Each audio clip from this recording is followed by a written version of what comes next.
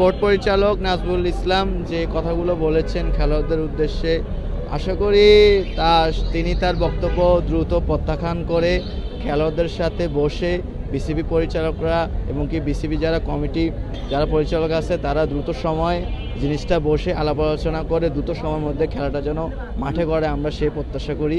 দেশের স্বার্থে টিকিটের স্বার্থে খেলাটা যেন দ্রুত মাঠে গড়ায়। হ্যাঁ, অবশ্যই খারাপ লাগার তো কথাই। আমরা অনেক কষ্ট করে ম্যানেজ করে আসছি, যে যদি খেলাটা যদি না দেখতে হয় তাহলে তো আমাদের এটা বৃথা গেল। এখন আমরা চাচ্ছি একটু লেট হলেও যে খেলাটা যে হোক, আমরা খেলাটা দেখতে পারি।